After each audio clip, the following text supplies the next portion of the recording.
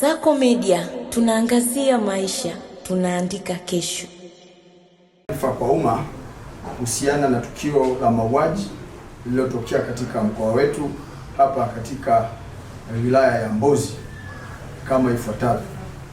Jeshi la Polisi mkoa wa Songwe linatoa taarifa kwa umma kwamba mnamo tarehe 30 mwezi Disemba mwaka huu majira alfajiri saa 9:30 asubuhi lilipotiwa tukio la mauaji ya mwananchi kwa jina William Wambash mwenye umri wa miaka 45, mlinzi ambaye alishambuliwa na watu wanaodhaniwa kuwa ni majambazi kwa kutumia kitu chenye ncha kali.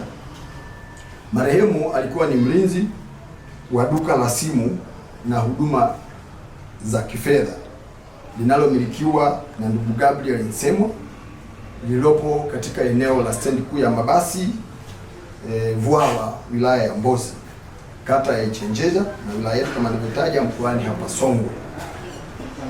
Kufuatia tukio hilo, jeshi la polisi mkoa wa Songwe lilianza mara moja uchunguzi na ufuatiliaji wa kina kwa kutumia taarifa za kiintelijensia na raia wema ili kuwabaini na kuwakamata wahusika wa tukio hilo.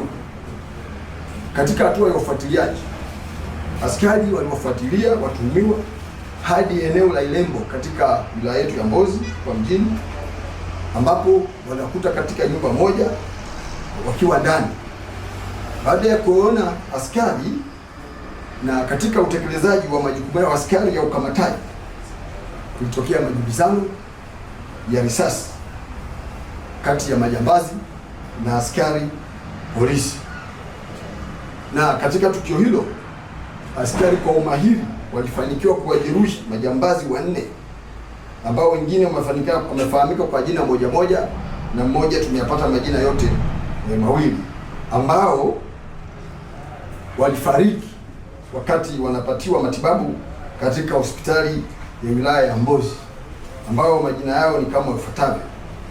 Mmoja anaitwa Eliuta alimaarufu kama Mapunda, yuko Abdul ama Chiba, Justin mpata jina moja, na mwingine anaitwa Bruce Mwasenga.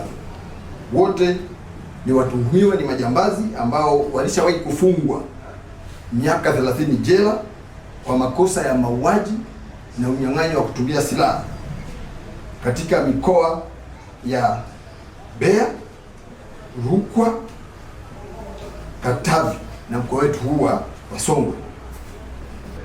Eneo la tukio, askari waliweza kupata mali mbalimbali ambazo zinaaminiwa kuibwa katika duka ambalo tumelitaja hapo juu, ambazo ni kama zifuatazo.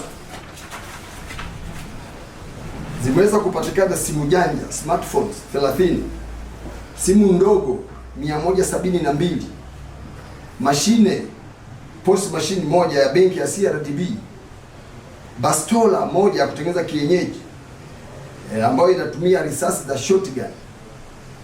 Yamepatikana pia risasi 4 nzima na ganda moja eneo la tukio.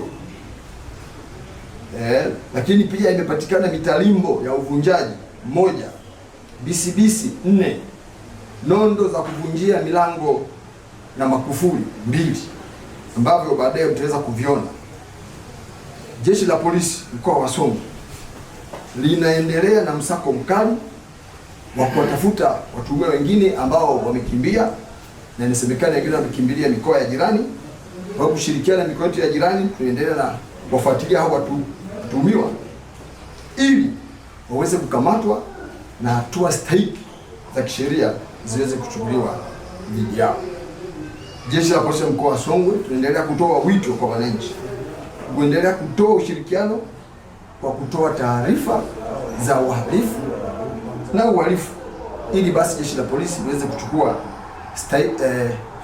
hatua stahiki kwa wote wanaohusika na matukio haya.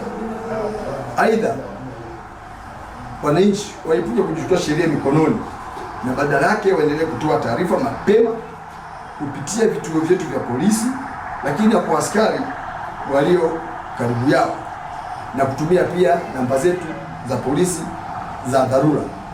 Niendelee kuwahimiza wananchi mkoa wa Songwe hawa ambao wanafanya vitendo hivi, sisi jeshi la polisi mkoa wa Songwe hatutakuwa na mchezo nalo, na nawashauri watu wafanye kazi halali za kutafuta kipato na si vinginevyo kuishi kwa kutegemea uhalifu. Ni watake wananchi wafanye kazi zilizokubalika na wawakatae watu wote ambao wanajihusisha na vitendo hivi. Kasako Media, tunaangazia maisha, tunaandika kesho.